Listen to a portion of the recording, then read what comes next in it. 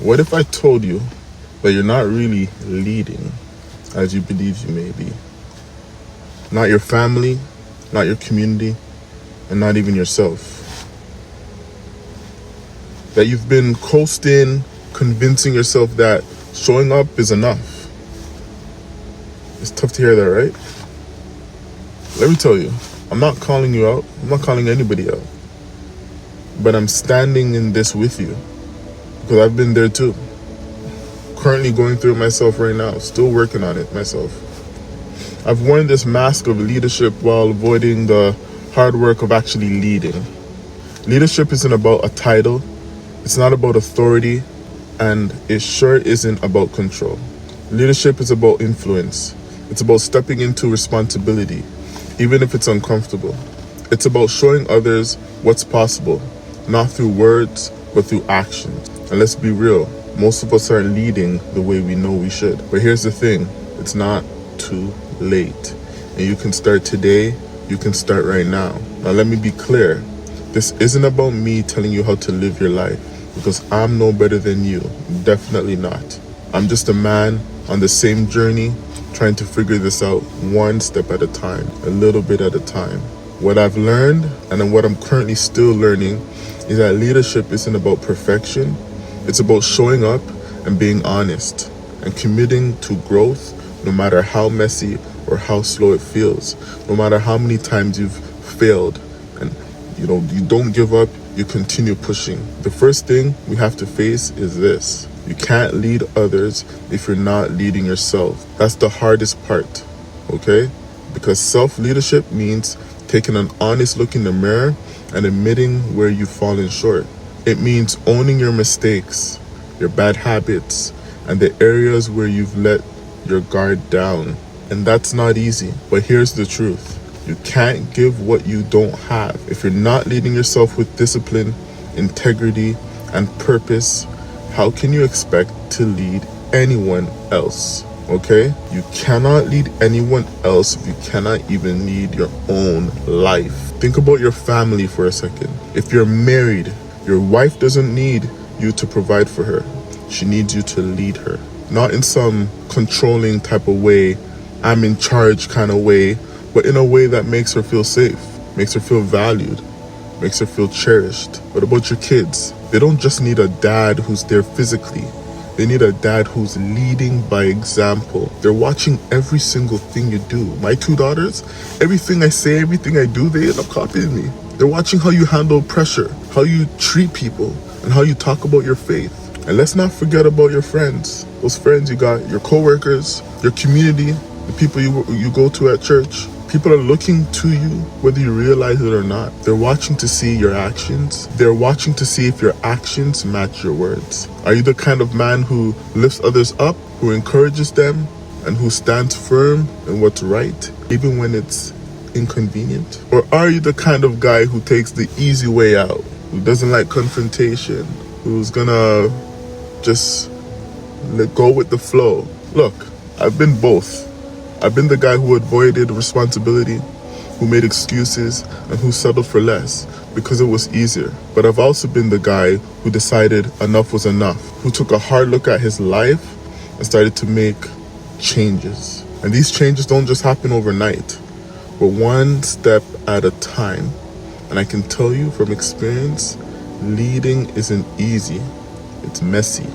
It's uncomfortable. It's humbling, but it's worth it. Now here's where faith comes in. You can't do this alone. I don't care how strong, smart, or capable you think you are. True leadership starts with surrender. And that means surrendering to God and asking Him to guide you, to shape you, and to strengthen you. Proverbs 3:5-6 says, "Trust in the Lord with all your heart and lean not on your own understanding. In all your ways, submit to Him, and He will make your path straight." Now that's just not a nice little verse. It's the foundation of what real, true leadership looks like. It's about admitting you don't have all the answers and trusting God to fill in the gaps of your life and of your situations. And let me tell you, that's not a sign of weakness. It's the ultimate sign of strength, because when you lean on God, you're not just leading with your own abilities. You're leading with His wisdom, His love, and His purpose. And that changes everything. But here's the thing. Faith without action is dead. Faith without works is dead. You can pray all you want, but if you're not willing to step up and do the work, nothing is going to change. So what does that look like? It means being intentional. It means making sacrifices. It means choosing to do what's right even when it's hard. Start small. Maybe it's setting aside time every morning to pray and read your Bible. Maybe it's having a hard and honest conversation with your wife about how you can be a better husband. Maybe it's showing your kids what it means to work hard, keep your word, and treat people with kindness. Those little actions, they add up. They build trust, they build influence, they build leadership. But don't stop there. Leadership also means having a vision. What kind of legacy do you want to leave? What kind of man do you want to be? What kind of man do you want to be remembered as? Because the choices you make today are shaping your tomorrow, are shaping your future. And if you don't like the direction your life is heading, now is the time to change course. And don't buy into the lie that it's too late. It's not whether you're 25. And don't buy into the lie that it's too late, because it's not. Whether you're 25, you're 45, you're 65, you're 100, there's still time to become the leader you were created to be. The question is, are you willing to do what it takes? Are you willing to take ownership of your life and stop blaming your circumstances on others and blaming your circumstances on anything else but yourself? Are you willing to face your fears, your failures, and your flaws head on? Because that's what leaders do. They don't run from challenges. They rise to meet them. They don't pretend to have it all together. They admit their struggles and use them as fuel to keep growing. They don't wait for someone else to step up. They take the first step, even when it's scary, even when it doesn't make sense, even when they're not sure they'll succeed. And here's the best part. You're not doing this alone. God is with you every step of the way. When you feel weak, He's your strength. When you feel lost, He's your guide. When you feel like giving up, He's the one who whispers, keep going, Troy. So what's it going to be? Are you going to keep coasting? Keep pretending?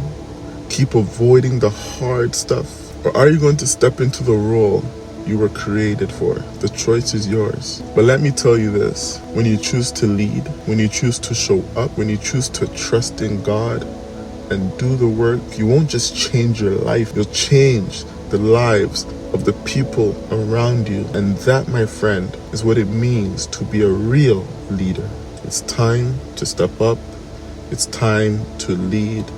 Let's do this together, guys, because I'm no better than you, but I also want to be the best leader that I can be, not only for myself, but for my family, for my friends, for my wife, for my kids, and for everyone who comes around me. All right, my friends, be blessed.